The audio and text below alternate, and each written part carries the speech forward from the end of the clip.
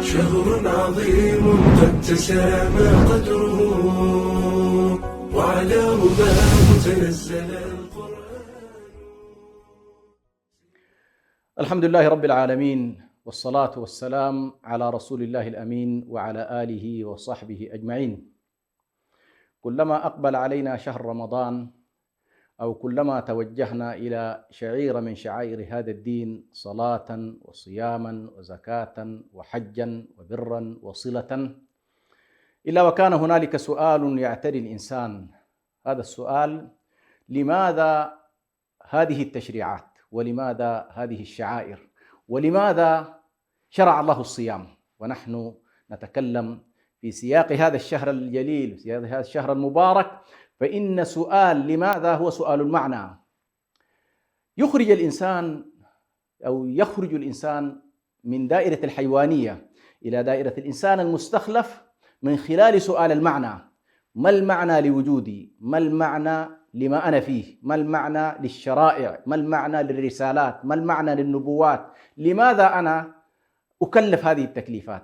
هل الله سبحانه وتعالى بحاجة إلى أن يجوع البشر؟ بحاجة إلى أن نعذب؟ بحاجة إلى العطش؟ بحاجة إلى الامتناع عن المباحات؟ لماذا تقييد الحريات كما يقول البعض؟ لماذا كل ذلك؟ لا تستطيع أن تستوعب سؤال المعنى إلا إذا استطعت أن تستوعب سؤال الوجود. لماذا خلقت؟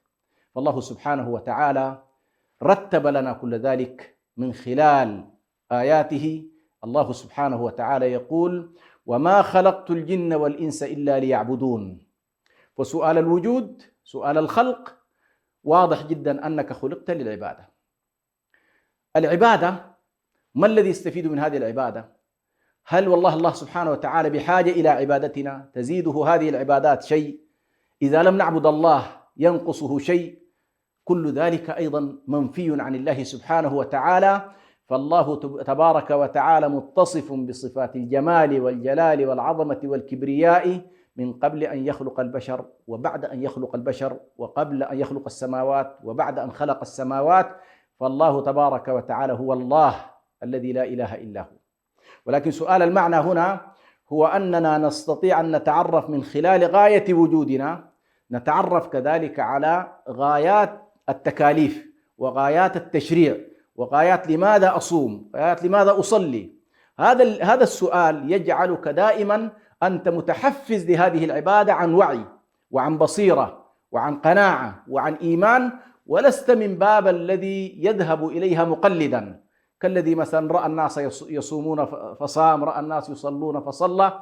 وبالتالي هنا نقول: لا تستطيع أن تدرك كذلك معنى التعبد إلا إذا استطعت أن تستوعب ما الذي يريده الله منك في التعبد، وما الذي بعد ذلك بطبيعة الحال يريده منك في الصيام، يريده منك في الصلاة، يريده منك في الزكاة. يقول الإمام الشاطبي عليه رحمة الله: وإنما أنزل الله تبارك وتعالى الشريعة ليخرج المكلف عن داعية هواه، يخرج المكلف من دائرة الهوى إلى دائرة الهدى، يخرج العبد من دائرة هواه حتى يكون عبدا لله اختيارا كما هو عبد لله اضطرارا.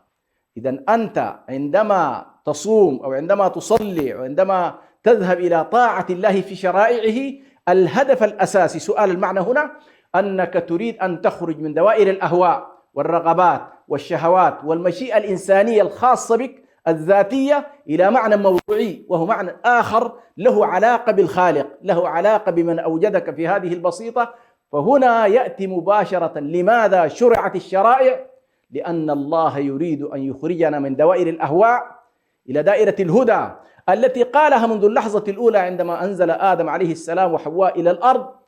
قال لهم: فمن تبع هدايا، قلنا اهبطوا منها جميعا، أو قلنا اهبطوا منها جميعا فإما يأتينكم مني هدى، فمن تبع هدايا فلا خوف عليهم ولا هم يحزنون. إذن هذا الهدى الذي أنزله الله المقصود منه أن يخرج الله الإنسان من دائرة الأهواء، دائرة الشهوات، دائرة الشبهات، دائرة الرغبات، دائرة المظالم، دائرة العدوان، كل هذه الدوائر السيئة، إلى دائرة الهدى، دائرة الإيمان، العمل الصالح، الصبر، التعلق بالله، الرقابة الإلهية. فهو يريد أن يخرجك من دائرة سوداء إلى دائرة بيضاء. يريد أن يخرج هذا القلب من دائرة العتمة والظلمة إلى دائرة الإشراق والنور. وبالتالي لماذا أعبد الله؟ لأني أريد أن أخرج من الهوى إلى الهدى. لماذا أصوم؟ لأني أريد أن أتبع شريعة الله في أنه أراد أن يخرجني من هنا إلى هنا. إذا سؤال المعنى هذا سؤال مهم جدا، نبتدئ به هذه النفحات إن شاء الله الرمضانية، وهو أننا نريد أن نخرج من دوائر الهدى، من دوائر الهوى إلى دائرة الهدى. يقول الله سبحانه وتعالى: وأما من خاف مقام ربه ونهى النفس عن الهوى فإن الجنة هي المأوى. فأنت تستطيع إن شاء الله الآن معرفة لماذا شرعت الشرائع، ولماذا كلفنا الله بالشعائر، ولماذا نصوم. هو أنك تريد أن تخرج من الهوى إلى الهدى.